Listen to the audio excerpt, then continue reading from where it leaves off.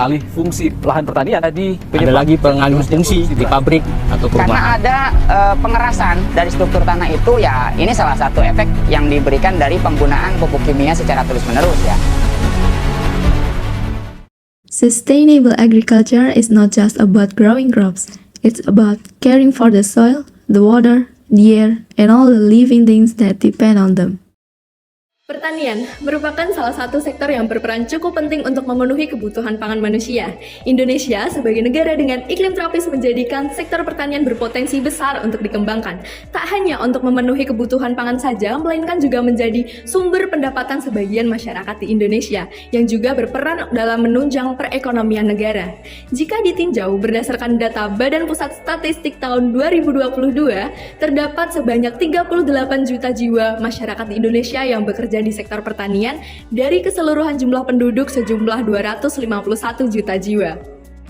Setiap tahunnya, jumlah penduduk di Indonesia kian bertambah, seperti halnya yang terjadi pada tahun 2022 berdasarkan data Badan Pusat Statistik bahwa jumlah penduduk di Indonesia bertambah sebesar 1,17% dari tahun sebelumnya.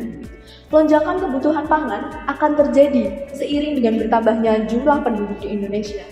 Namun, cukup memprihatinkan jika dilihat berdasarkan fakta, hasil produksi pertanian di Indonesia masih belum bisa mencukupi kebutuhan pangan masyarakatnya.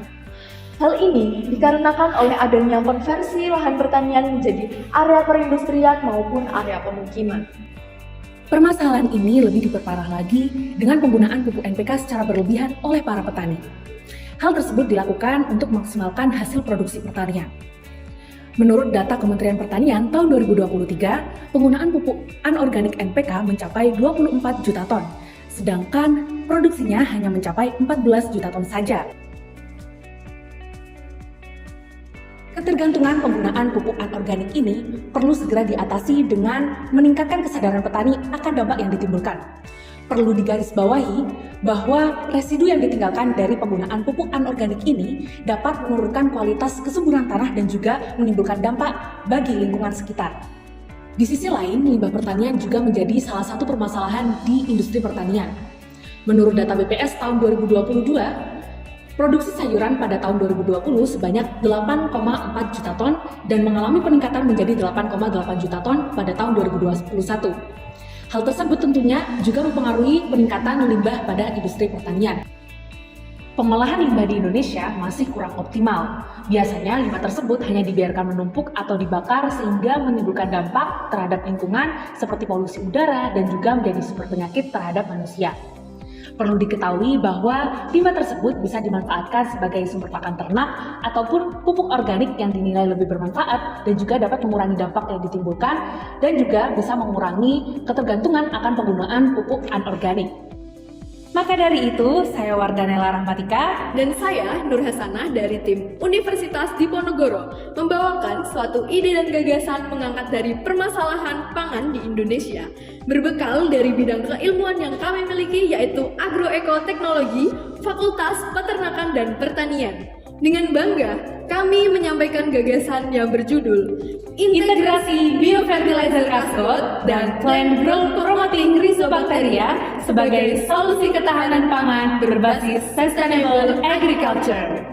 Tahukah kamu, Cascade atau bekas maggot merupakan kotoran yang dihasilkan oleh larva lalat Black Soldier Fly atau BSF yang dapat menguraikan sampah organik menjadi pupuk yang kaya akan unsur hara esensial seperti nitrogen, fosfor, kalium, serta mikroorganisme yang dapat meningkatkan produktivitas tanaman. Budidaya maggot dilakukan dengan cara air sebanyak 1 liter dimasukkan dalam wadah ember tambah gula 5 sendok makan dan EM4 5 mili. Air tersebut dicampur 5 kilo dedak yang telah ditambah penyedap rasa secara merata. Kemudian fermentasi 4 hingga 5 hari. Hasil fermentasi digunakan sebagai tempat perkembangbiakan lalat Black Soldier Fly. Diletakkan di tempat yang aman, ditutup dedaunan atau sisa makanan. Maggot yang berumur 2 hingga 3 minggu ayak dan dipisahkan dari sisa kotorannya menjadi cascade atau bekas maggot yang siap diaplikasikan kepada tanaman.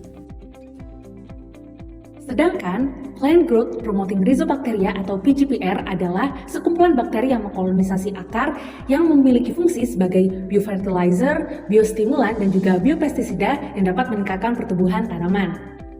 Pembuatan PGPR diawali dengan pembuatan biang bakteri dari akar tanaman, seperti bambu, putri malu, dan rumput gajah sebanyak 500 gram.